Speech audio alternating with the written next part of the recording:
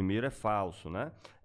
Segundo, você fala, então por que não privatiza as universidades e aloca em tecnologia de ponta? Mas você está propondo o quê? Alocar o quê? Criar uma empresa pública de inteligência artificial e alocar o dinheiro numa empresa pública de inteligência artificial, ou então numa de e-commerce que concorra com a Amazon, que proponha, inclusive, que seja subsidiado para o pequeno produtor, o pequeno dono do comércio, que, inclusive, pague muito menos do que grandes empresas de comércio. É isso exatamente que significa?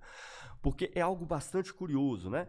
Porque sabe por que a universidade pública no Brasil ela está perdendo cada vez mais força, para além de organização, mobilização e qualquer coisa? Tem a ver exatamente com a decadência do país. Por que no mundo inteiro a universidade pública ela tem um papel central? Porque o papel da universidade pública é o seguinte: aqui se faz pesquisa e desenvolvimento de coisas que são novas, cujo resultado não está pré-determinado, que vai ser conseguido num prazo X de tempo, que você pode ficar 5, 10, 15 anos pesquisando. Exemplo, as linguagens de LLM, inteligência artificial. Se pesquisa inteligência artificial desde os anos 50.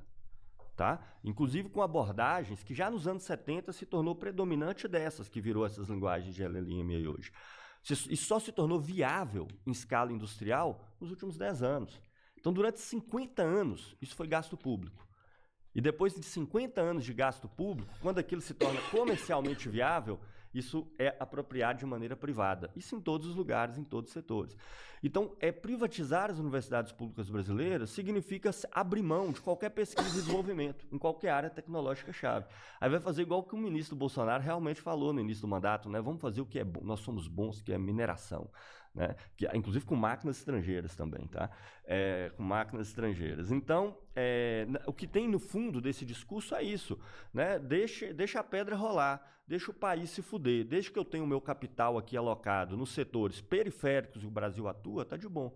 Não ter universidade pública, nenhuma universidade privada vai querer investir em pesquisa e desenvolvimento cujo resultado é indeterminado e cujos resultados podem levar 5, 10, 15, 20 anos para poder sair em pesquisa de curas de doença, em tecnologia de ponta, no que quer que seja.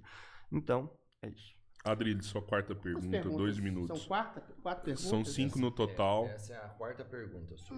Talvez eu jogue uma extra aí, o pessoal tá gostando muito aí. 7.000 pessoas quase ao vivo aí. Beleza, ótimo. Então eu vou insistir na questão da segurança pública.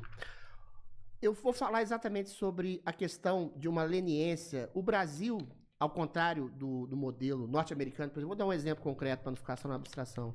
Em Nova York, nos anos 70, os índices de criminalidade eram gigantescos. Chegou um sujeito chamado Rudolph Giuliani e implementou uma coisa chamada política de tolerância zero, broken windows. Se você quebrava uma janela de um metrô, por exemplo, você ia pegar uma cana dura. Aqui no Brasil, desde os anos 80, se investiu exatamente no contrário, na complacência com o criminoso, como se ele fosse uma vítima social. E aí uma série de políticas públicas desastrosas do Código Penal foram colocadas: saidinhas, indulto de Natal, progressão de pena, audiências de custódia. A gente tem visto os índices de criminalidade aumentarem progressivamente, sucessivamente, por causa desse tipo de política de complacência à bandidagem. Você acha que isso tem dado certo? E como é que se resolve isso, meu caro Machado? 5 minutos, Machado. Tá.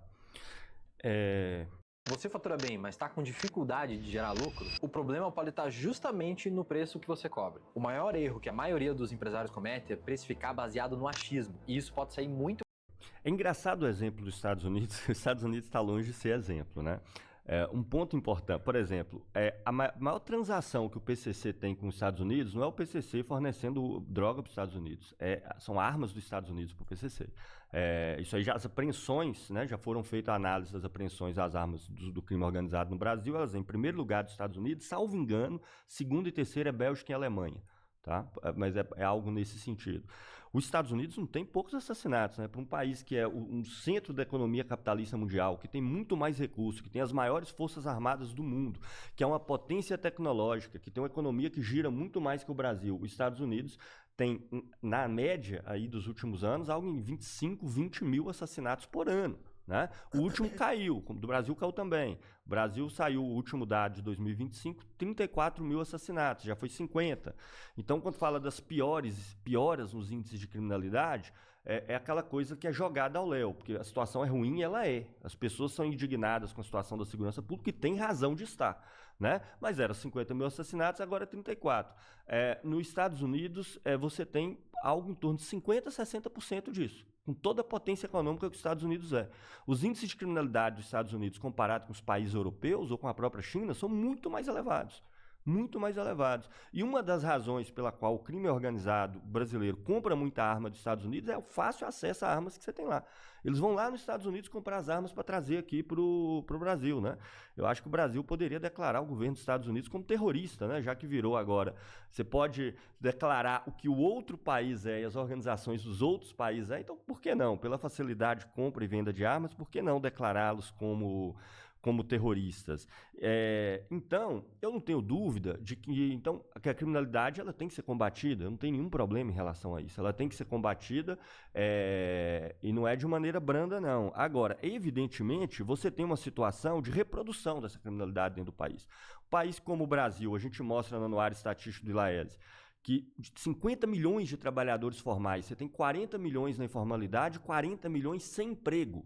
40 milhões sem emprego, não importa qual o motivo, que não é o índice do IBGE que baseia só em quem procurou emprego nas 4 últimas semanas. Ou seja, nós temos 50 milhões no emprego formal para 80 milhões sem emprego na informalidade. A cada 3 pessoas, 2 ou está na informalidade ou está sem emprego. Óbvio que isso tende a induzir a criminalidade. Então, se você tem que combater o crime, sim, mas você tem que avançar na resolução do problema social do país, você tem que avançar no problema do desemprego, no problema da remuneração, em todos esses problemas crônicos do Brasil. E como esse debate já mostrou, você me indicou qual que é a proposta de desenvolvimento que você tem para o Brasil, como a gente pode se apropriar de setores de tecnologia de ponta, que depende de dezenas ou centenas de bilhões para ser investido. Tá? Vai olhar o que é uma área de semicondutor, vai olhar o que é uma área de inteligência artificial, de criações de linguagens de LLM para aplicação ampla, o capital que precisa disso. Nem o 3G, que são os grandes bilionários do Brasil, tem capital para investir nisso aí. E você acha que é o livre empreendimento para a pessoa que ganha R$2.000, R$3.000, que vai fazer com que o Brasil ingresse na siderurgia, na química, na inteligência artificial, na eletroeletrônica, em semicondutores, em coisas dessa natureza? Então, como que a gente pode resolver o problema social do Brasil se não for redicionando excedentes de setores, por exemplo, como a energia, que foi tudo usina hidrelétrica criada pelo Estado? Eu não conheço uma que foi construída pela iniciativa privada e que depois que é construída com nosso dinheiro, com dinheiro público, ela é entregue para capitalistas privados, que não é o livre empreendedor da marcearia, não. Tá? São grandes capitalistas do patamar Vorcaro, tá? E com esse nível de influência que a gente vê bem como funciona. Que se apropria disso de maneira do que foi produzido, que leva décadas para se depreciar o valor e vai ganhar os maiores excedentes do Brasil hoje. Está no setor de mineração, empresas foram criadas pelo Estado como a Vale, como a empresa de ouro de Paracatu. Está no setor de energia elétrica, que o Brasil é uma potência, empresas todas criadas pelo Estado e hoje estão na mão da iniciativa privada. Esses setores têm dividendos, e a gente calcula isso tudo aqui também, na ordem dos centenas de bilhões de reais. Eu aqui coloco, sem expropriar essas empresas, que foi construída com dinheiro público, entregue para neguinho pegar esse excedente e mandar para fora do Brasil ou para título da dívida. Como você pode fazer o Brasil desenvolver e, nesse sentido, avançar com relação aos problemas sociais que o Brasil tem? Ou a gente vai continuar dando exemplo de Estados Unidos, que tem índices de criminalidade altíssimos, que é o grande fornecedor de armas para o PCC e que lançou uma medida aí retórica para fins eleitorais que não tem nenhuma consequência prática que você não conseguiu indicar. O Gustavo, ele tem essa cara de